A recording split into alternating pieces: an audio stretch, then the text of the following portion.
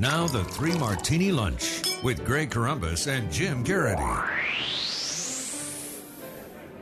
And welcome, everyone, to the Tuesday edition of the Three Martini Lunch, along with Jim Garrity of National Review. I'm Greg Corombos of Radio America.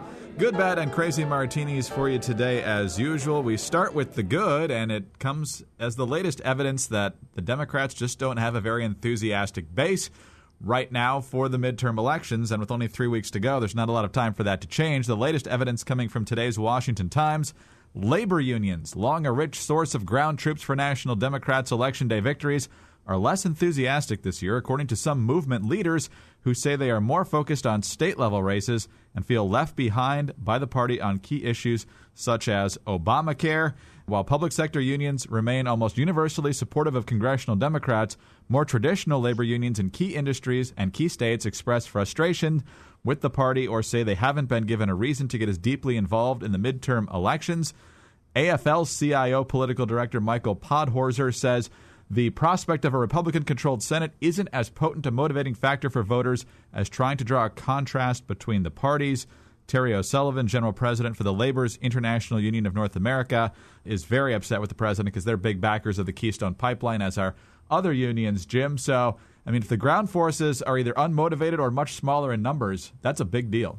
Yeah, I'm almost a little bit surprised by it. And you hear that, you wonder if this is some sort of like low effort to lull us into a false sense of security.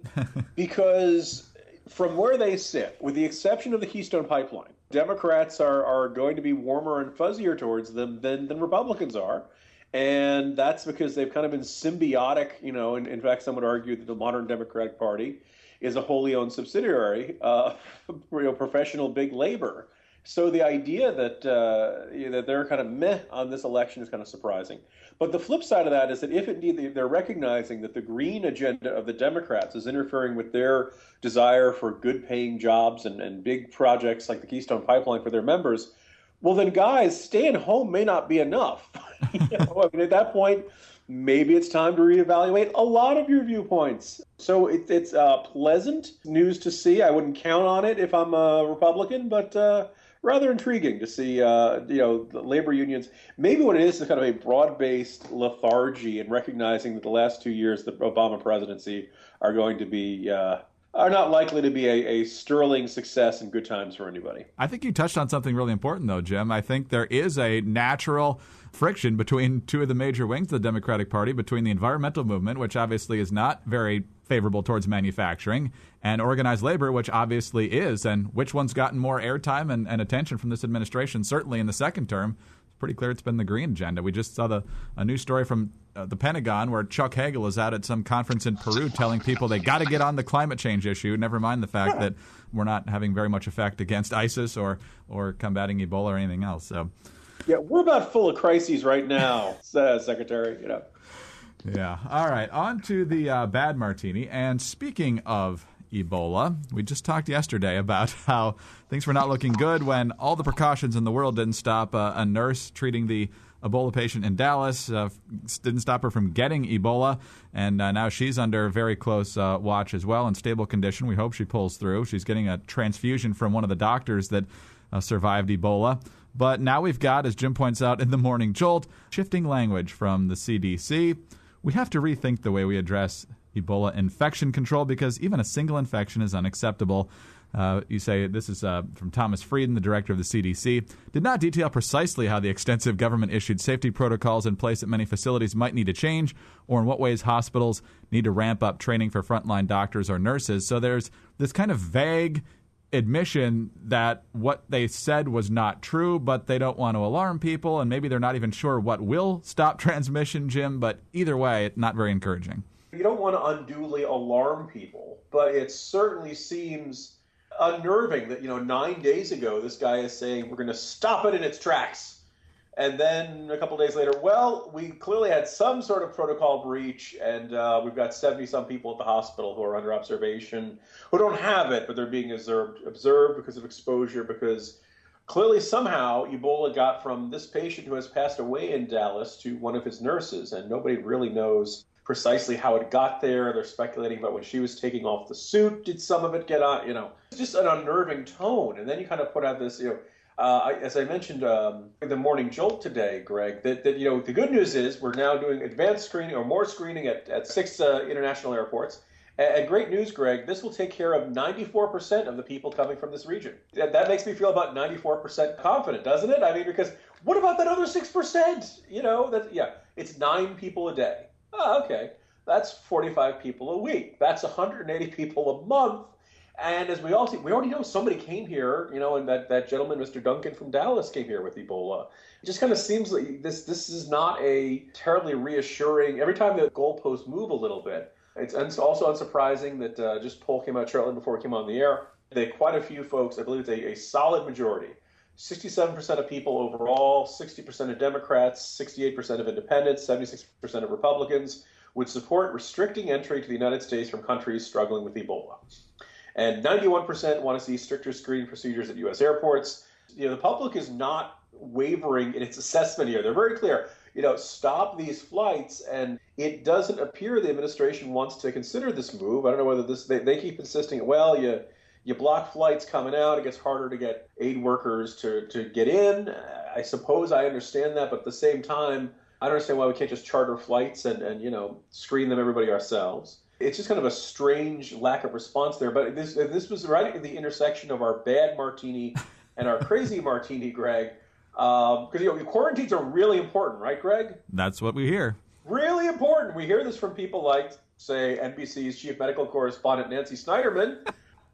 Except because she was over in Africa doing stories on this, she herself was exposed to the cameraman got Ebola, so she was under quarantine. And she violated that quarantine. She went, and I sounds like I'm making this up, Greg, wearing sunglasses as she picked up a takeout order at her favorite soup restaurant in New Jersey. Greg, why could she not find a place that would deliver?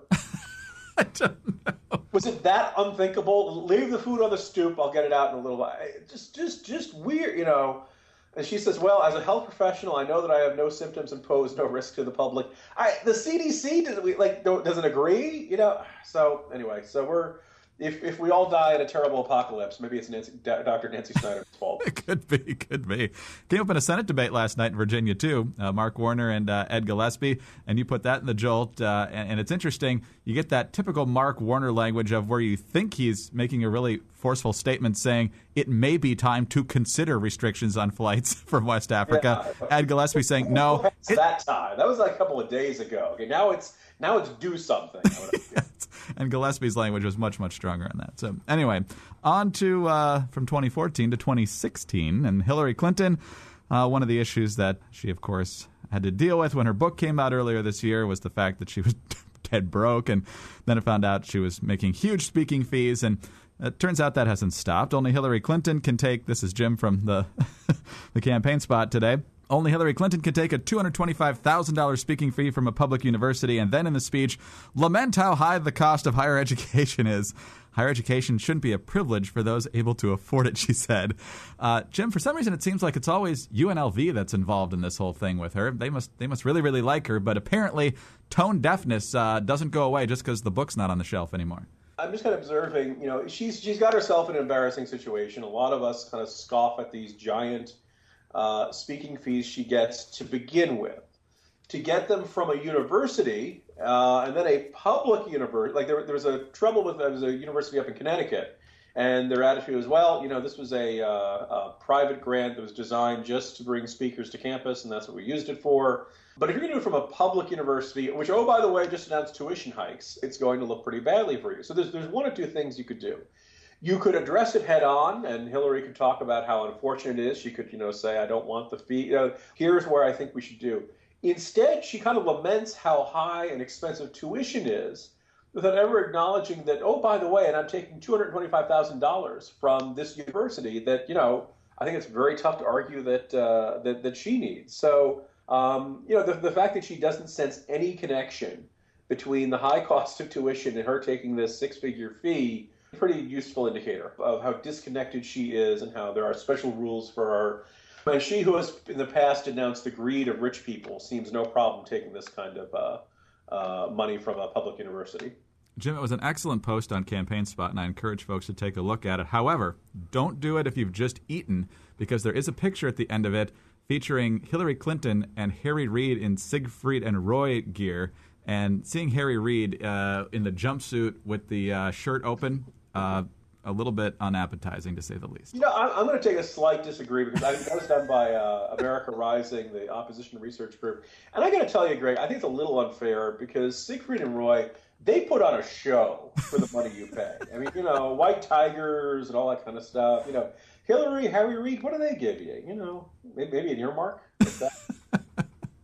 If you kick in, yes. Exactly. So. Very good. Jim, have a good day. We'll talk to you tomorrow. See you tomorrow, Greg. Jim Garrity of National Review. I'm Greg Corombos of Radio America. Thanks for being with us today, and be sure to join us Wednesday for the next 3 Martini Lunch.